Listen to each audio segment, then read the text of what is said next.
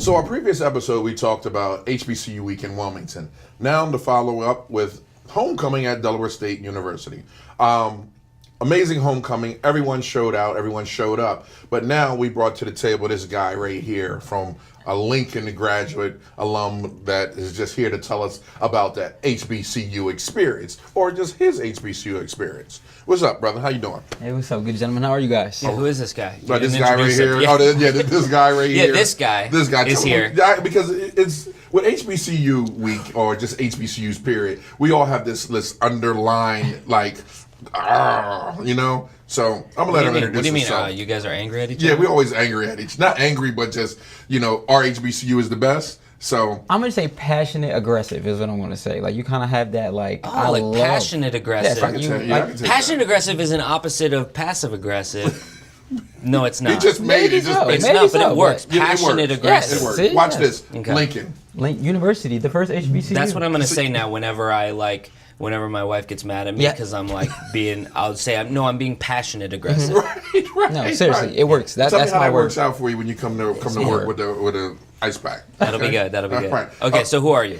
My name is Charles Dequan, the actual gentleman. I graduated from the first historically black college and university, Lincoln University. All right. So how was? What do you mean the first? First. We were the first degree granting institution for African Americans, founded in 1854. So when we were founded as a all-male institution. So only men could go to the university, and they were founded as Ashman Institute.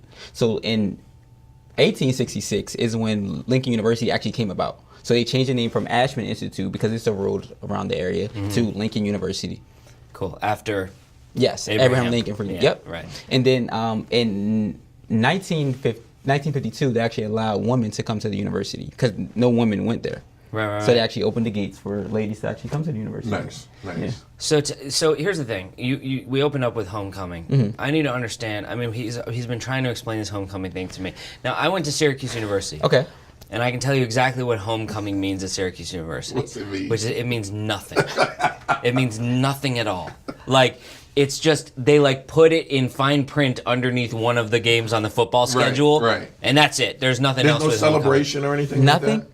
I think maybe there is, but nobody cares. Okay. If there is something, so explain to me what in the HBCU culture. Explain homecoming to me. Homecoming is everything. Homecoming is that week that you look forward to in the summertime. When you graduate high school. Rooms are booked right now for next year. Yes. All the hotels are booked because it's an extravaganza. It's a big thing. So what do you guys do? So it depends on it. So where it starts from the ground running is the Student Government Association kind of comes up with an idea. They come up with a theme and a plot, whatever they want to do for that entire week, and they nail it, basically. So a lot of times on Sunday, so at HBCUs, they have a king of the university and a queen of the university. So at my university, we have Mr. Lincoln University and Mrs. Lincoln University. Same at Delaware State. Yeah, every HBCU has it.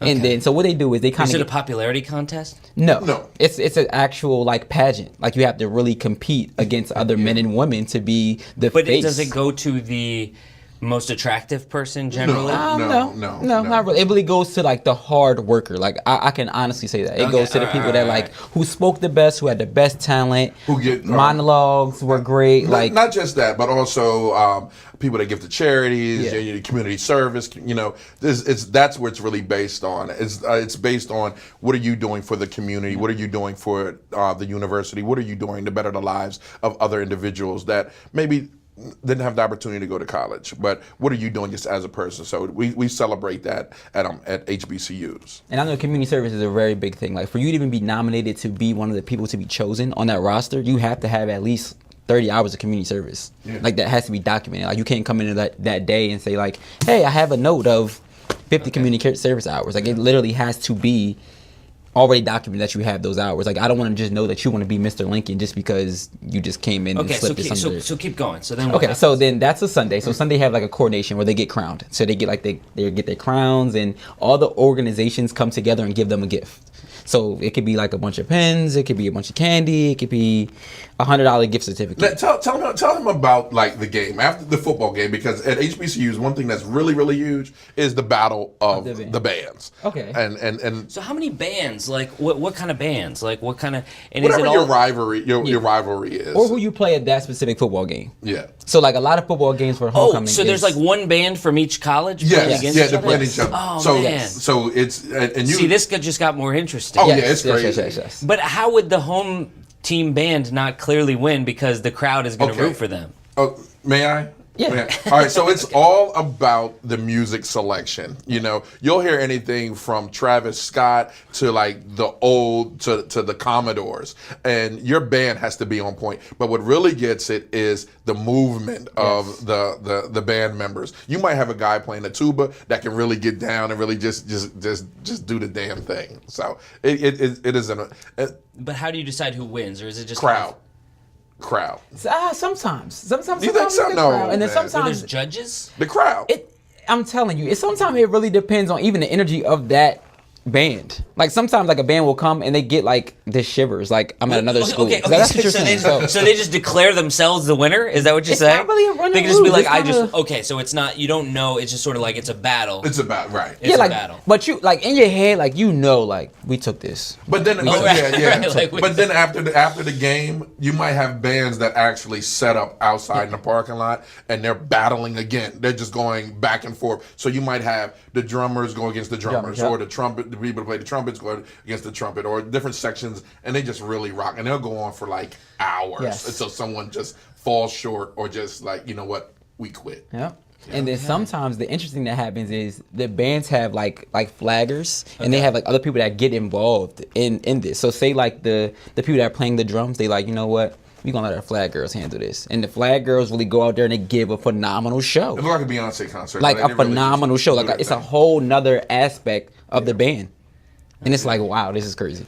Yeah, we'll throw some links in the comments. Yeah. We'll throw some links in the comments below, so you can see what the HBCU experience is like, and like definitely the battle of the bands. That's awesome. And then next year, you with us. We're taking you. Next year you're coming. We're taking you. Am I allowed? I'm a big, To at least 3. You're going to at least 3. enjoy that? Yeah, Yes, oh you my gonna God, love it. yes. I'll be all right. Between the Love it. food and just the camaraderie, and people don't care your color at all. We just we want to have a great time, and when you experience next year, you'll see. I'm interested because homecoming. It just feels like this old school thing. It feels like homecoming. Like the way I relate to it is like homecoming is something from like the 1950s or something. The brothers got you. So, It's like no, like you guys are brothers keeping got you. homecoming alive. Yes. Yeah. It's going to stay alive. HBCUs are going to keep it there. yeah, I promise you. the brothers got From you. the concerts to the fashion shows to the step shows to the yard shows. Oh, we can't forget about the step shows. The because whole nine. That's a huge part of it. The Greeks. So the last thing we were going to mention is just in this area, in this Wilmington area, we're really close to 3 or more HBCUs. Yeah, so the 3 HBCUs that we're like closest to is Lincoln University, of course, the first HBCU. We're close to Cheney University, and then, of course, Delaware State University. TSU all day. One thing that we wanted to talk about was the actual gentleman, this guy right here, Lincoln University alumni, of like what was your experience going Why from? don't you ever say his name? Like, why can't you say this man's name? I don't know. Dequan. They're like You're just like this guy. this guy. And what I think it is, I think a lot of people always refer to me because I have 2 first names. My name is Charles Dequan. So they don't know how to refer to you. A lot Right, of people don't right. That's the know. problem. You don't Yes. know what Maybe to that's say, what it so you're is. just Yes. like, This guy. hey. Yeah. I always do it like this guy. Like anybody in the Always. street, like this guy. Okay, but you're- Dequan. Charles Dequan. Charles Dequan. Okay. Yeah.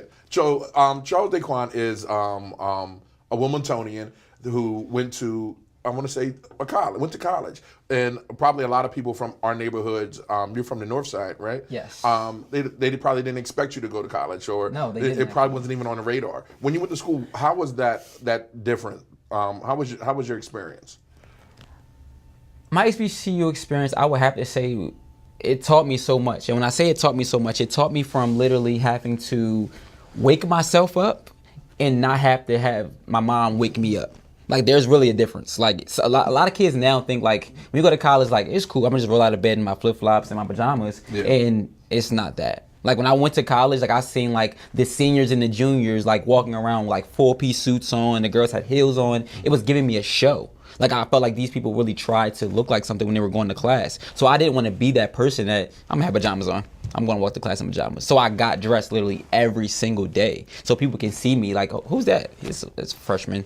He dresses nice. Kind of putting on like who you are when you get there. Like HBCU experience is about being someplace and letting people know that you're here, and kind of valuing that you're here for just more than one experience. You're not just here for just the education piece, which you pay for. What I tell people all the time, like you pay this money, so you have to wake up and go to class. Don't just not go. But then you also pay to network. Like that's another experience about HBCU, because when I went there, if I didn't talk to these people that was in these fashion organizations, I wouldn't really know what is the latest trends that come up in the fall or in the spring or even in the summertime. So by us having these casual conversations about, hey, I like your suit today. And say, oh no, I like your dress shoes. And matter of fact, I like how you put this blazer together with those sneakers. I appreciate it's about those type of, it's He about. wasn't actually saying that. Yeah. Did you find yourself in college? Because a lot of people, they find themselves like their freshman year or their junior year.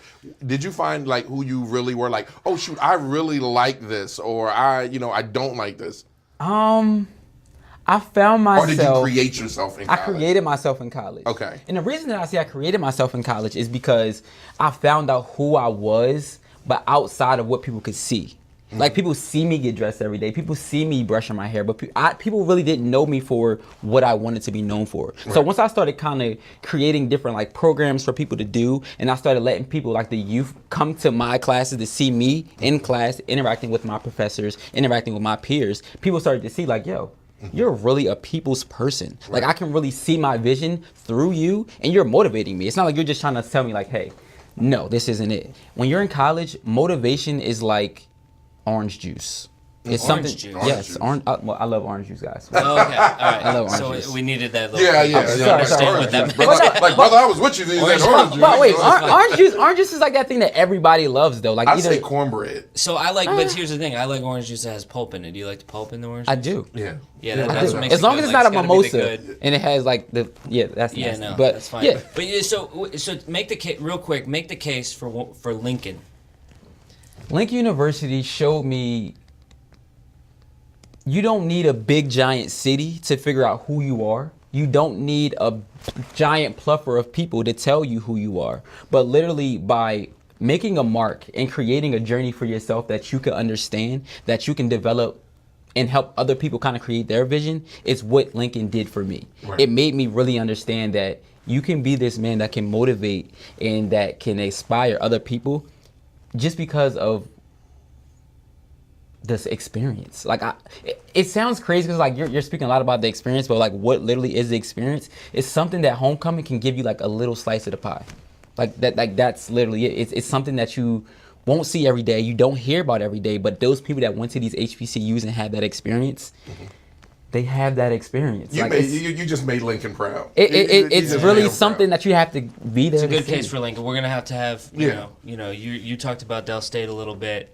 The Hornets. We're gonna have to Hornets forever. Hornet life. Yeah. Just remember where the original started. There you go. Look, thank you so much. I just would like to note that Syracuse Orange are ranked right now in football. Oh yeah, so there we go. Throwing that out there. They're ranked.